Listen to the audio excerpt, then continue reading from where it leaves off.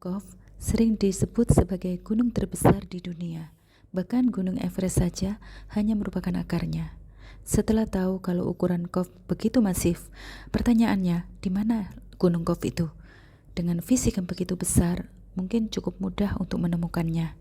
Mungkin secara logis demikian, tetapi faktanya gunung ini susah dicari.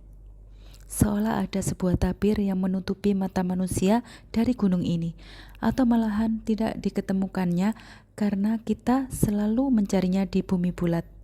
Sekarang bagaimana kalau kita mencari di bumi datar? Barangkali ini bisa memecahkan misteri yang sangat berabad-abad yang belum bisa diungkapkan. Yang kita ketahui, bumi berbentuk bola walaupun tidak bulat sama sekali. Akan tetapi, pertentangan demi pertentangan muncul akan hal ini. Karena akan kepercayaan kaum tertentu, mereka takut dengan kepercayaan teori bumi bulat, masa depan mereka akan terancam di dunia akhirat. Para ilmuwan dan ulama banyak dipertanyakan kredibilitasnya. Mereka banyak melakukan perdebatan terhadap teori ini. Namun ada beberapa ulama kondang mengemukakan hal ini. Dia menegaskan bahwa sebenarnya bumi berbentuk datar, seperti Al-Qahtani Al-Andalusi. Semisal, mereka mengklaim atas ilmu Allah, banyak yang mengkamuflasekan teori ini. Banyak disorot kredibilitasnya dan para ulama dipertanyakan lagi keilmuannya. Ilmuwan dan ulama memang masih ada perdebatan mengenai bentuk bumi sendiri. Namun, terdapat ulama kondang yang menolak teori bumi bulat. Mereka menegaskan bahwa bumi sebenarnya berbentuk datar, seperti Al-Qahtani Al-Andalusi. Telah berbohong ilmuwan astronom yang semisal mereka klaim ilmu tersebut atas nama Allah. Mereka berbentuk bumi bulat. Bumi menurut ahli agama adalah datar dengan dalil yang jelas menurut Al-Quran. Demikian dalam kitab Tafsir Jalalain ayat 20 Al-Ghoshiyah. Bagaimana bumi dihamparkan? Dijelaskan bahwa sutihat, bahwa menunjukkan bahwa bumi itu satya, yaitu datar. Dalam tafsir dijelaskan mana sutihat, zahirnya menunjukkan bahwa bumi itu datar, dan dijelaskan oleh ulama bahwa bulat sebagaimana dikatakan para astronom. Demikian juga Al-Qurtubi dalam tafsirnya membantah bahwa bumi itu bulat sama sekali. Al-Hijr, Surat Al-Hijr ayat 19, dan kami telah menghamparkan bumi dan menjadikan gunung-gunung. Kami tumbuhkan segala sesuatu menurut ukuran. Al-Qurtubi berkata, ini bantahan untuk mereka yang membuat klaim bumi seperti bola. Klaim ini diangkat oleh ulama yang kompeten oleh mereka. Meskipun tidak diketahui secara pasti letak gunung ini, namun disebutkan bahwa gunung tersebut mengelilingi dunia. Mungkin analoginya seperti piring atau nampan yang berbentuk lingkaran. Keterangan ini pun banyak dianut oleh para penganut bumi datar. Berangkat dari sini, Kov disebut penyangga langit pada prinsip bumi datar tersebut. Cakrawala berbentuk seperti kubah. Bagian langit yang bertemu daratan disangga oleh gunung Kov ini. Zakaria Al-Qaswini, kosmografer Persia dan ahli geografi keturunan Arab, telah membuat bagaimana bumi berdasarkan pengetahuannya. Menurutnya, bumi dianggap datar dan dikelilingi oleh gunung-gunung tinggi, termasuk Gunung Kov. Sebagai pasak, bumi disokong oleh lembu yang tinggal di lautan kosmik, dan lautan itu ada di dalam sebuah mangkok yang diawasi oleh seorang jin.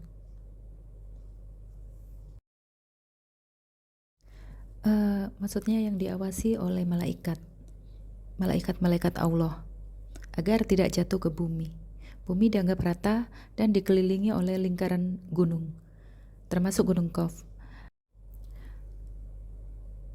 Menurut kosmologi Qaswini, langit ditegakkan oleh Allah agar tidak jatuh ke bumi. Bumi dianggap rata dan dikelilingi oleh lingkaran-lingkaran berupa gunung-gunung, termasuk Gunung Kov tersebut. Menurut kosmologi Kaswini, langit ditegakkan oleh Allah agar tidak jatuh ke bumi.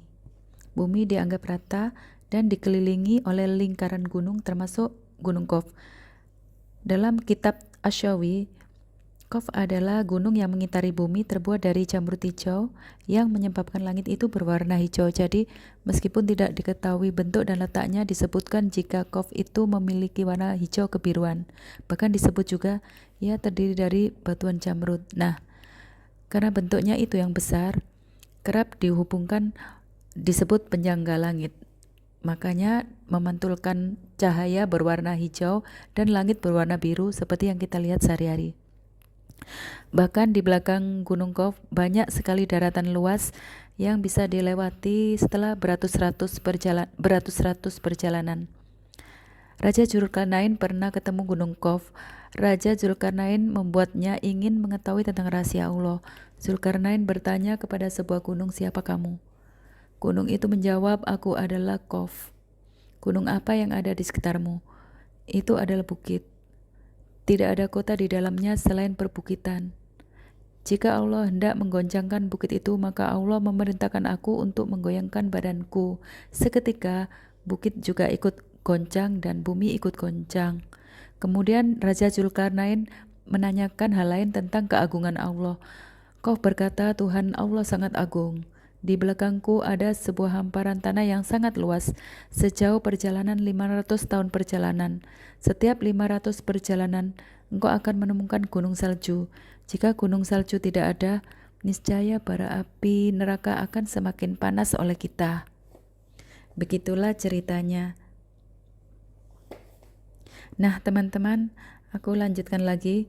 Kaf al-Akbar, seorang yang dari Yaman, menceritakan bagaimana Gunung Qaf pertama kali diciptakan.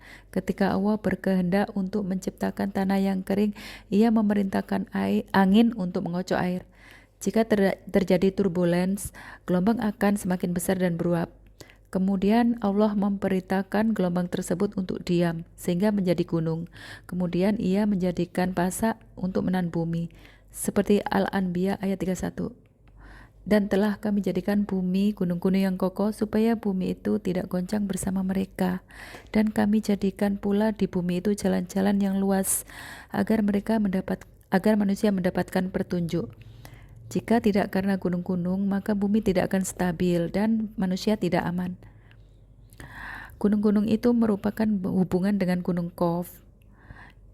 Abu al-Syekh meriwayatkan dari Ibnu Abbas, Allah menciptakan sebuah gunung yang disebut Gunung Qaf yang mengelilingi dunia, yang akarnya berasal dari batu di mana bumi berpijak. Setiap Allah ingin mengguncang sebuah kota, maka Allah memerintahkan gunung itu untuk bergoyang. Itu sebabnya gempa bumi terpisah antara daerah satu dengan daerah lain. Itu merupakan zamrud pegunungan yang mengelilingi dunia, di mana kedua langit berpijak. Jika bumi bulat, bagaimana gunung itu mengelilingi bumi? Ketika Nabi Muhammad dalam Isra Mi'raj, dia melihat Gunung Qaf. Dia melihat sebuah padang perak yang menghampar. Di belakang gunung itu masih ada gunung-gunung yang menghampar lagi, dan di belakangnya ada sebuah kota. Di antara kota-kota itu ada yang berpenghuni makhluk dari Bani Adam. Maka setelah Nabi Muhammad nyampe sana, mereka mengucapkan Assalamualaikum dan memuji keagungan Allah yang telah mempertemukan Nabi Muhammad dengan mereka dan mempertebal keimanan mereka. Nabi Muhammad berkata perihal asal-usul mereka, ternyata mereka adalah Bani Israel yang hidup setelah Nabi Musa. Diceritakan setelah Nabi Musa wafat, ada peperangan antara Bani Israel sehingga menyebabkan kerusakan yang begitu dahsyat. Peperangan itu menewaskan 30 nabi. Mereka yang bertahan berdoa kepada Allah agar diselamatkan dari bahaya yang mengancam mereka di hadapan mereka. Seketika itu juga tiba-tiba hamparan tanah yang ada di depan mereka menganga sehingga mereka terperosok ke dalam tanah. Mereka ada di sana selama 8 bulan. Di tempat baru itu mereka beranak pinak dan seterusnya hidup dengan rukun. Nabi Muhammad melihat mereka tidak mempunyai rumah tapi tidak berpintu. Tapi Nabi Muhammad tidak menjelaskan secara jelas bagaimana keadaan mereka. Itu sangat kemungkinan sekali bahwa Gunung Qaf ada di dalam area lain atau alam lain. Manusia di situ ada Bani Adam, keturunan Bani Adam. Seperti kita, seharusnya kita bisa juga sampai di sana dengan teknologi yang sangat mendukung. Bumi yang kita pijak ini tidak sepenuhnya kita jamah. Ada orang Amerika yang berkata bahwa di belakang Antartika ada daerah seluas Amerika yang ada di sana, di belahan lain di Kutub Selatan.